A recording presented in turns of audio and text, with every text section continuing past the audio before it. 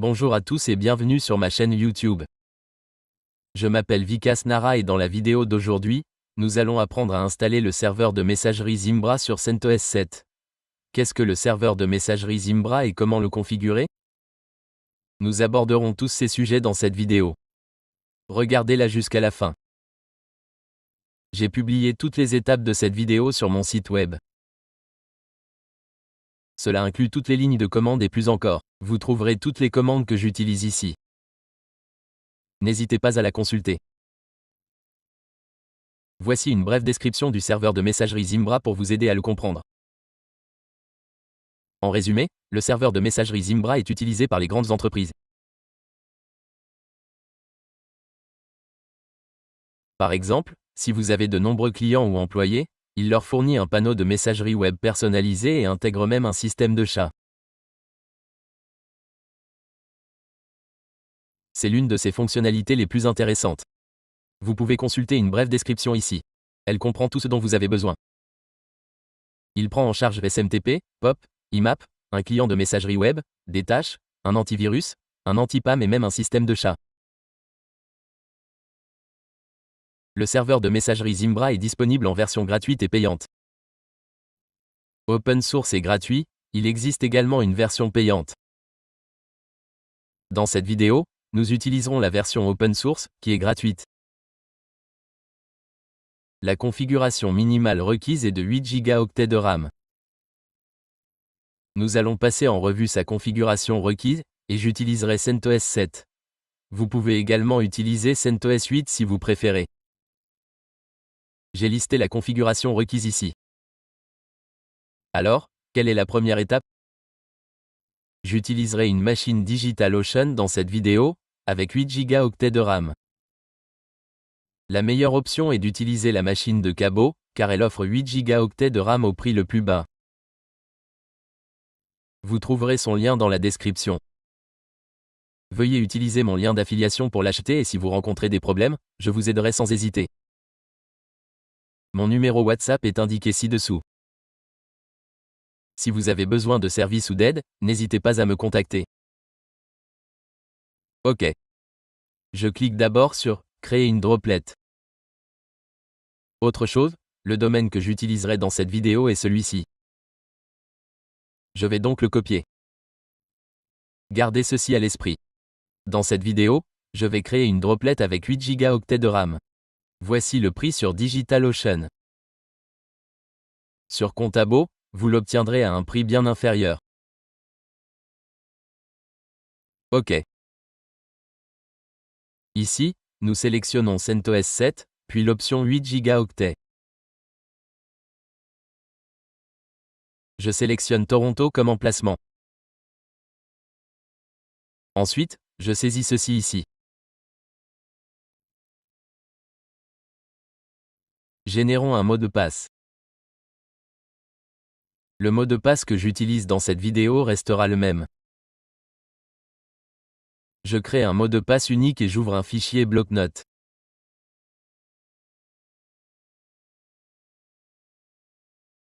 OK, je clique sur « Générer à partir d'ici ». Le mot de passe a été généré. Je le colle ici. Ensuite, cliquez sur « Créer une droplet ».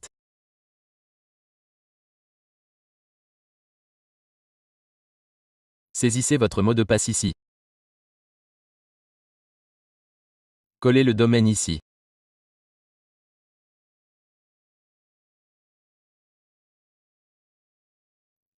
Une fois la droplet créée, il ne vous reste plus qu'une chose à faire. Tout d'abord, vous devez ajouter un enregistrement A et un enregistrement MX au domaine. Vous devez les ajouter au DNS du domaine avant l'installation, d'accord? Sinon, votre serveur de messagerie ne s'installera pas correctement. Je vais le recharger un peu, car il se déconnecte sans cesse. Je vais le copier. Si vous le souhaitez, je peux vous montrer le processus d'installation pour le tester immédiatement. Sinon, vous devriez vérifier la liste noire d'adresses IP et d'autres détails. D'accord? Parce que les listes noires d'adresses IP sont souvent problématiques. Je vais donc créer 2 ou 3 enregistrements ici. Voici les détails, je vais le définir sur 100. Cela accélérera l'indexation. Par détail, j'entends la durée de vie, TTL. Je dois créer un enregistrement MX. Une fois cela fait, l'enregistrement MX est configuré ici pour ce nom de site web. Nous définissons la priorité ici.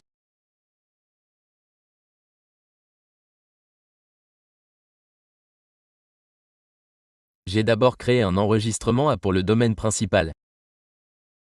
Et pour tous les domaines liés à la messagerie, j'ai ajouté un enregistrement A ici. Cliquez ensuite sur « Enregistrer les modifications ».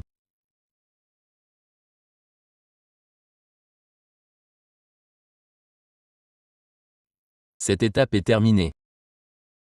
C'est la première étape. Est-ce terminé? Vous pouvez consulter ici les options de serveur VPS des entreprises qui activent le port 425. Contabo et OVH activent le port 425 par défaut.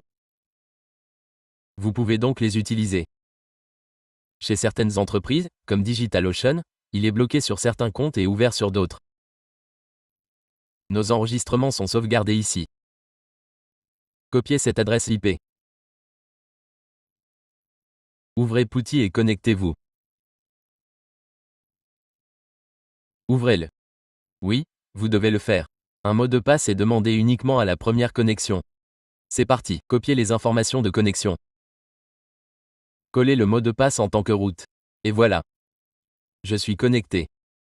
Que faire? Exécutez la première commande. Exécutez-la. Que fait-elle? Le système sera mis à jour, puis redémarrera. Exécutez cette commande. Copiez-la et collez-la ici. Appuyez ensuite sur Entrée. Que faire? La mise à jour prendra un certain temps, car les fichiers manquants ou obsolètes seront installés ou mis à jour.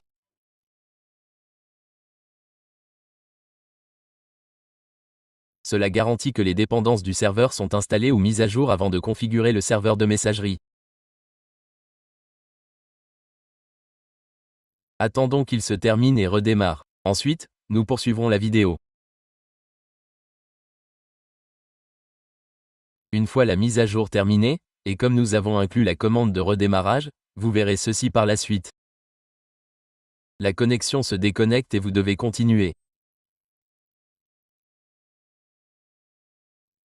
Rouvrons maintenant PuTTY et reconnectons-nous.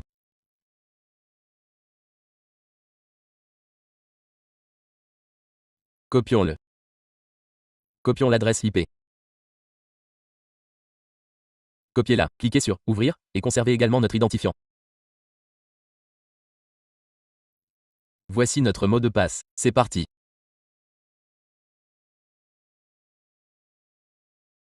Copiez « Route » et collez-le. Ensuite, nous devons exécuter la deuxième commande ici. J'ai ajouté mon site web. Vous pouvez ajouter le domaine que vous avez créé. Je vais coller cette commande ici et ajouter mon domaine ici. Exécutez-la ici. Attendez une seconde. Vous n'avez pas saisi votre mot de passe correctement. Voici le mot de passe. Copiez-le et appuyez sur Entrée. La connexion est terminée. Exécutons maintenant cette commande. Appuyez sur Entrée et c'est terminé. Copiez-la et collez-la ici.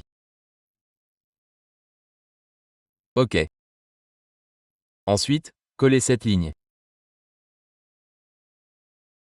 Elle sera placée dans votre fichier, etc. Host. Cependant, lorsque vous ouvrirez cet éditeur, vous verrez peut-être que la commande nano est introuvable. Vous devrez d'abord installer l'éditeur nano. Exécutez donc d'abord cette commande. Cela vous permettra d'ouvrir n'importe quel fichier directement ici. Je vais recopier cette commande et la coller ici. L'éditeur nano s'est ouvert ici. Ensuite, collez cette ligne ici. Modifiez-la d'abord selon vos besoins. Collez votre domaine ici et votre IP ici. OK. Copiez-la ensuite et déplacez-la ici.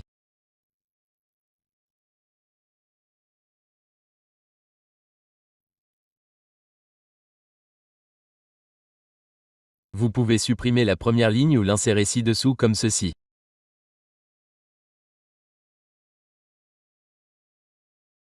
Après l'avoir ajoutée, supprimez la première ligne ici.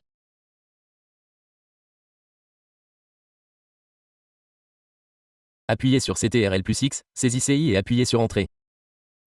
OK, elle est enregistrée ici. Ensuite, voici ces deux commandes.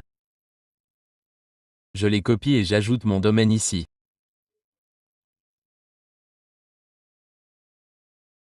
Ensuite, je vais exécuter ces deux commandes. Exécutez-les. OK. Ces deux commandes ne sont pas strictement nécessaires. Elles servent simplement à vérifier l'index. OK. Si cela ne fonctionne pas, procédez comme suit. Ensuite, j'exécute cette commande.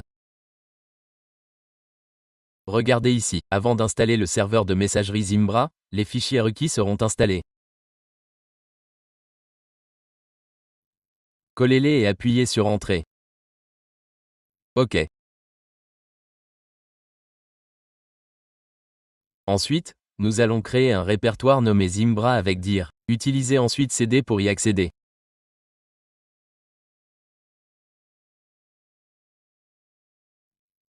Dir signifie que nous allons créer un répertoire portant ce nom et CD signifie que nous allons naviguer dans ce dossier. Vous voyez, nous sommes maintenant dans le dossier route, Zimbra. Ensuite, vous devez exécuter cette commande. C'est un simple copier-coller ici. Appuyez sur Entrée. OK, il reste du copier-coller à faire. Copiez la commande suivante et exécutez-la ici.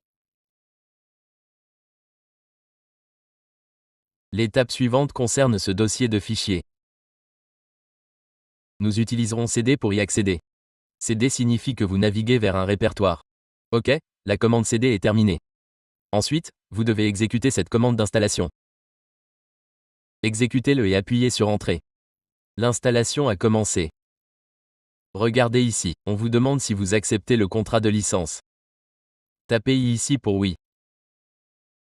J'ai listé toutes les réponses à fournir ici. Vous pouvez suivre en vérifiant ou appuyer sur oui. Vous devrez appuyer sur oui pour presque tout ici. Oui. Maintenant, certaines étapes d'installation vont avoir lieu.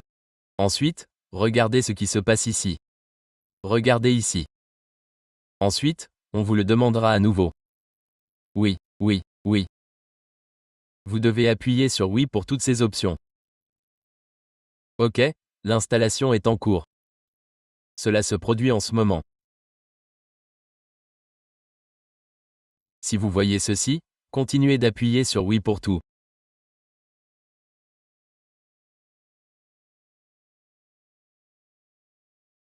Serveur MTA, cache DNS, oui. SMTP, boutique Zimbra, chat Zimbra, oui, oui. Pilote proxy, appuyez sur oui pour ces deux options.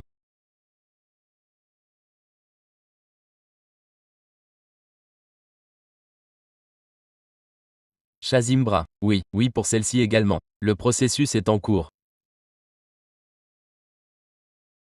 Je vous ai également montré ici à quoi cela ressemblera. Une fois toutes ces étapes terminées, le résultat ressemblera à ceci. Regardez, l'installation est en cours. Vous verrez le même résultat. Une fois le composant Zimbra installé, le message « Terminé » apparaîtra ici. J'ai inclus toutes les étapes ici. Vous pouvez donc les suivre en regardant ici. Bon, ça va prendre un peu de temps. La procédure suivante ressemblera à ceci. J'ai également expliqué ce que vous devez faire ici. Je vous guiderai également plus loin dans la vidéo. Mais en attendant, je vais mettre la vidéo en pause. Pendant l'installation de Zimbra, il vous est demandé de changer le nom de domaine. Tapez ici. OK. Saisissez maintenant votre nom de domaine ici. Appuyez simplement sur Entrée. Ensuite, il vous est demandé d'appuyer à nouveau sur Entrée. Appuyez donc sur Entrée. Ensuite, quelques options apparaîtront ici. OK. Que devez-vous faire? Sélectionnez l'option 7. Regardez ici. Je l'ai noté pour vous à partir de la 4e, car vous y trouverez le mot de passe administrateur. Je l'ai donc saisi ici. Ça vous convient? Regardez ensuite le mot de passe administrateur à l'option 4. OK. J'ai donc sélectionné 4 ici. Regardez ici, le mot de passe administrateur par défaut est apparu. Si vous souhaitez le modifier, vous pouvez le faire ici. Mais je ne le souhaite pas. Je vais donc le laisser tel quel. Pour ce que vous avez copié, n'appuyez pas sur CTRL+C ici. Si vous le sélectionnez comme ceci, il sera copié. Sinon, vous pouvez le copier comme ceci, car appuyer sur CTRL+C vous ramènera à l'invite racine. OK? Regardez ici, si vous souhaitez revenir au menu précédent, faites-le ici. Appuyez d'abord sur Entrée ici. Puis tapez R pour revenir au menu précédent.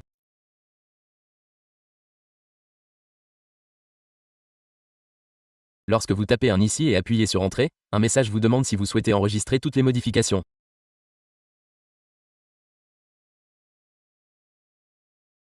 Répondez oui ici, puis appuyez sur Entrée. Lorsqu'on vous demande de continuer les modifications, répondez oui et appuyez sur Entrée. Votre Zimbra est en cours d'installation. OK, cela prendra un certain temps. J'ai fourni toutes les étapes ici. Une fois Zimbra installé, un message s'affichera. Voici à quoi cela ressemble. Regardez, ce message s'affichera. Vous verrez alors que votre configuration Zimbra est terminée et installée. Après l'installation, nous passerons aux étapes suivantes. En attendant, je mets la vidéo en pause. Au milieu de l'installation de Zimbra, une confirmation vous est demandée. Tapez I et appuyez sur Entrée. Regardez ici, comme indiqué sur l'image, la même étape est en cours d'exécution. Notification terminée. Regardez ici, la notification est terminée. Ensuite, la même étape est en cours d'exécution ici. Regardez ici, c'est terminé. Le message de fin est également apparu ici. Je vous ai montré le même message ici, vous verrez ceci. Ensuite, appuyez sur Entrée ici. Votre Zimbra est installé. Ensuite, la procédure d'ouverture des ports, entre autres, sera expliquée. Commençons par vérifier si notre port est ouvert. Copiez cette URL. J'ouvre un onglet privé ici. Je copie mon nom de domaine ici. Puis, collez-le ici. Ajoutez 2 points et le port utilisé, soit 7071. OK, exécutons ceci maintenant. S'il ne s'ouvre pas, cela signifie que le port n'est pas ouvert. Nous devons d'abord ouvrir ce port. Si nous exécutons cette commande directement, nous rencontrerons un problème. Je vais d'abord accéder au dossier racine avec CD, car nous sommes actuellement dans un autre répertoire. Tapez CD, ici et appuyez sur Entrée. OK. Ensuite, je vais coller cette commande. Le message « Commande CMD du pare-feu introuvable » s'affiche. Vous devez donc d'abord exécuter cette commande pour l'installer. OK, appuyez sur Entrée ici. Puis démarrez-le. Ensuite, activez-le. C'est fait. Maintenant, exécutez cette commande ici. Exécutez-le. Appuyez sur Entrée. OK, vous voyez ici que tous ces ports ont été activés. Ensuite, rechargez le pare-feu ici. Il a également été rechargé ici. Maintenant, redémarrez notre système. Et vérifiez HTTPS ici. Ou je le vérifierai avec mon IP pour voir ce qui apparaît. Lorsque je fais cela, cela ne fonctionne pas encore. J'utilise donc ma commande Zimbra ici, qui gère ces services.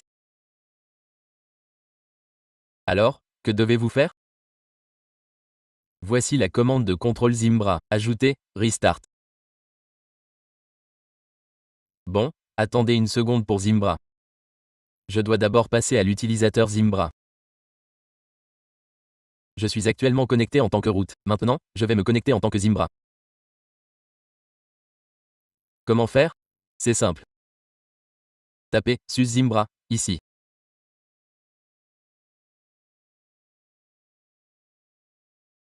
Bon, exécutez ensuite cette commande, control restart.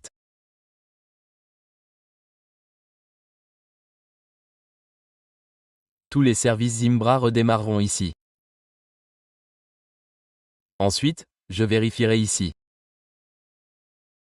Bon, allons dans le panneau ici jusqu'à ce qu'il redémarre et se termine. Je mets la vidéo en pause.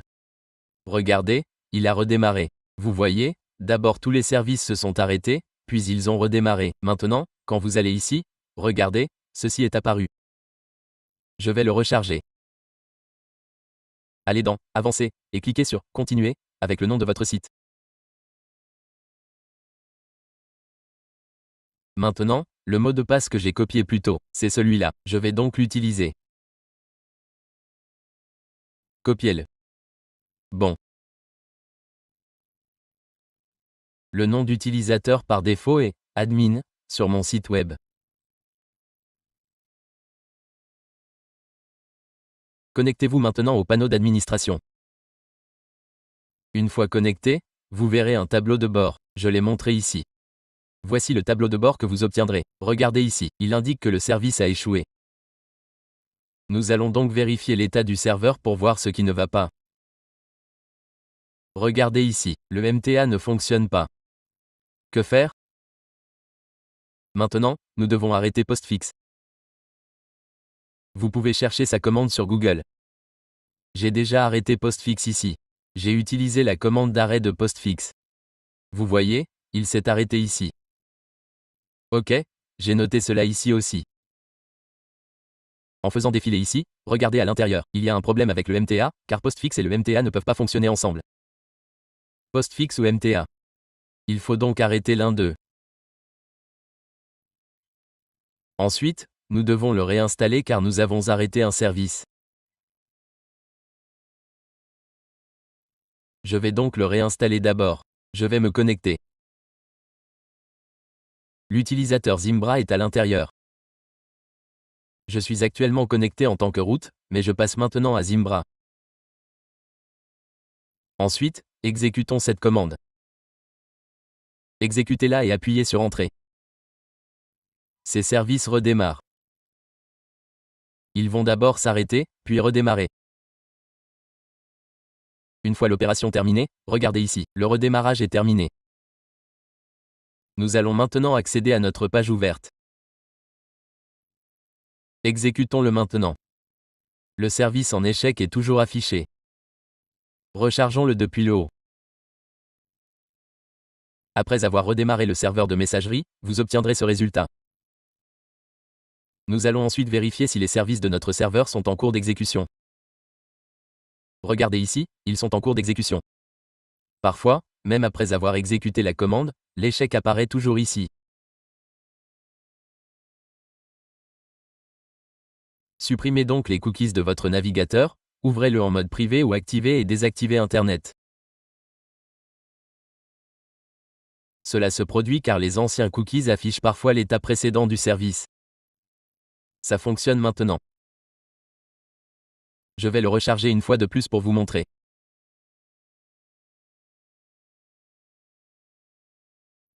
Regardez ici, dans les services, il est affiché comme en cours d'exécution. Après cela, j'ai fourni un lien ci-dessous dans l'article pour générer des enregistrements DNS. Vous pouvez configurer SPF et cocher d'abord les enregistrements SPF et cocher ici. Commencez par ajouter 2 enregistrements TXT ici. Pour les détails de l'enregistrement TXT, définissez le TTL sur 600. Vous connaissez le format SPF. Il suit ce format. Je vais d'abord le saisir ici. OK. Et ici, ajoutez votre adresse IP. Voici le format. Je vais le copier d'ici et le coller ici. Marc a aussi son propre format. Je vais le copier d'ici aussi, car je l'ajoute sans cesse. Regardez ici dans les suggestions, tous les codes sont listés. Que faire ici? Remplacez-le par votre domaine. Voici le format de Marc. OK, je vais le coller. OK, et je vais le coller ici aussi. Ensuite, je vais copier cette partie de complétion d'ici et la coller ici. Le nom d'hôte apparaîtra sous de Marc.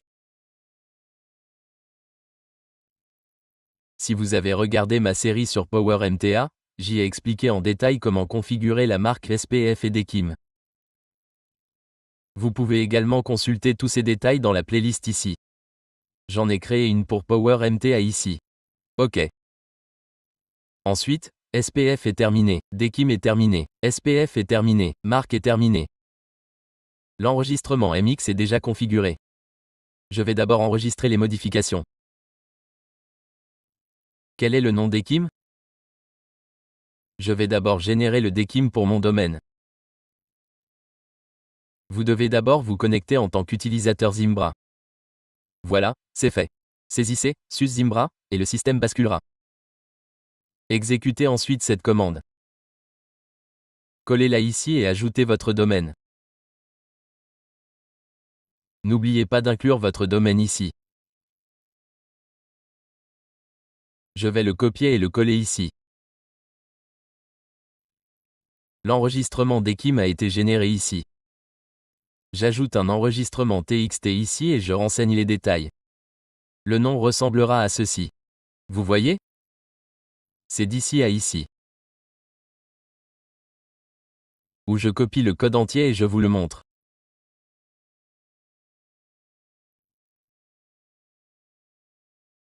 Voilà. Je le colle dans le bloc-notes et je vous montre ce que c'est. C'est votre nom d'hôte, n'est-ce pas?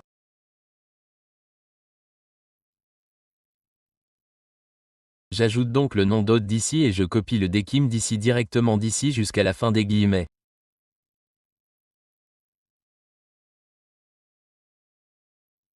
Faites ceci et collez-le ici. Il y a un petit espace. Supprimez les espaces superflus. OK. Ensuite, enregistrez les modifications.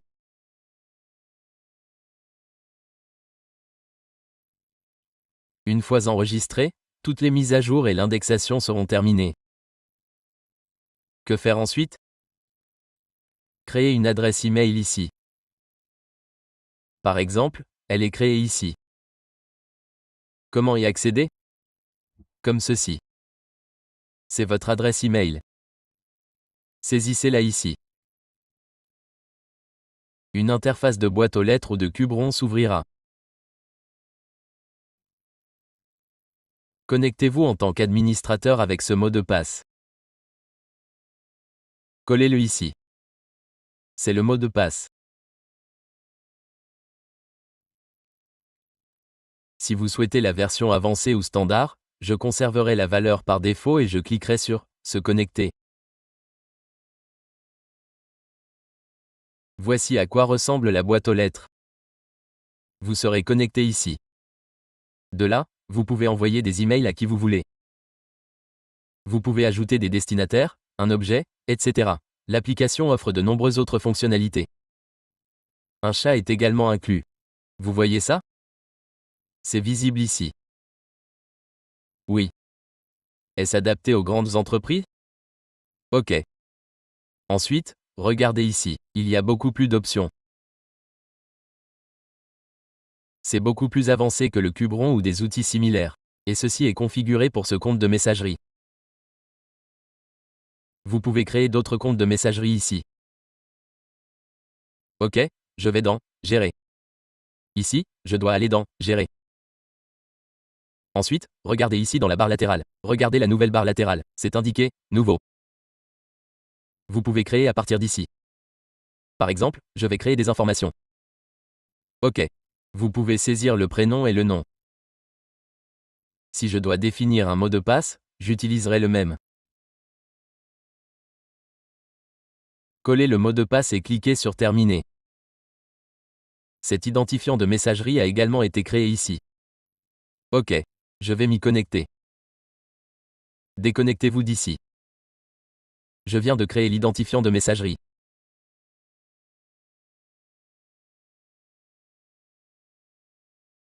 Je vais me connecter avec « Info@ » et coller mon mot de passe ici.